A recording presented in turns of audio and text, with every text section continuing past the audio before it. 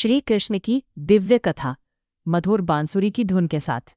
वाचक, बहुत समय पहले जब पृथ्वी पर अधर्म, अन्याय और अत्याचार बढ़ने लगे थे, तब भगवान विष्णु ने मानव जाति की रक्षा के लिए श्री कृष्ण के रूप में अवतार लिया।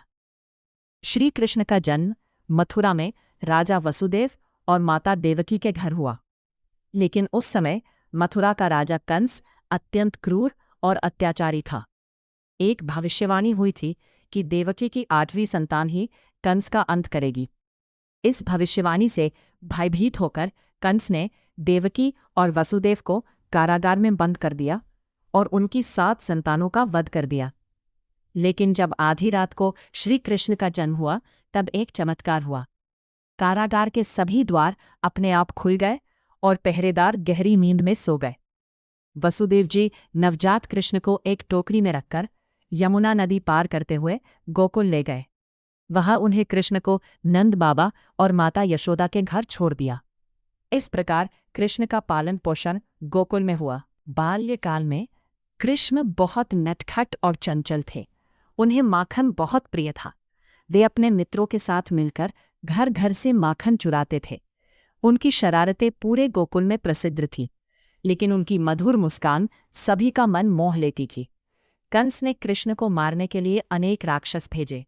पूतना नामक राक्षसी विष पिलाने आई, लेकिन बाल कृष्ण ने उसका वध कर दिया। इसके बाद उन्होंने तृणावर्त, बकासुर और अघासुर जैसे कई राक्षसों का संहार किया और गोकुलवासियों की रक्षा की। एक बार गोकुल के लोग इंद्रदेव की पूजा की तैयारी कर रहे थे। तब कृष्ण ने उन्हें समझाया कि हमें प्रकृति और गोवर्धन पर्वत का सम्मान करना चाहिए। इससे क्रोधित होकर इंद्र ने भयंकर वर्षा शुरू कर दी।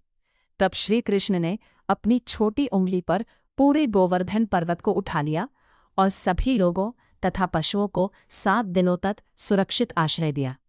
यह देखकर इंद्र का अहंकार टूट गया। कृष्ण की बांसुरी की मधुर धुन पूरे वृंदावन में गूंजती थी। उनकी दिव्य लीलाएं और राधा जी के प्रति उनका प्रेम आज भी भक्ति और प्रेम का सर्वोच्च प्रतीक माना जाता है। समय बीतने पर कृष्ण मथुरा पहुंचे और कंस को युद्ध में पराजित कर उसका अंत किया। इसके साथ ही मथुरा के लोगों को अत्याचार से मुक्ति मिली। बाद में श्री कृष्ण द्वारका के राजा बने। उन्होंने अपने ज्ञान, नीति और धर्म से समाज का मार्गदर्शन किया। महाभारत के युद्ध में कृष्ण ने अर्जुन के सारथी बनकर उनका मार्गदर्शन किया। जब अर्जुन अपने कर्तव्य को लेकर भ्रमित हो गए, तब कृष्ण ने उन्हें भगवद गीता का दिव्य उपदेश दिया।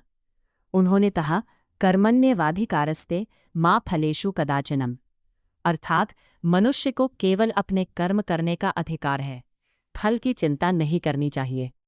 भगवद गीता का यह संदेश आज भी करोड़ों लोगों को जीवन में सही मार्ग दिखाता है।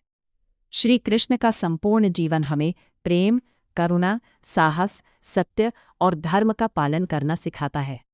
उनकी लीलाएं केवल कहानियां नहीं, बल्कि जीवन को सही दिशा देने वाली शिक्षाएं हैं। आइए हम भी श्री कृष्ण के आदर्शों को अपनाएं और अपने जीवन को सदाचार तथा भक्ति से भर दें।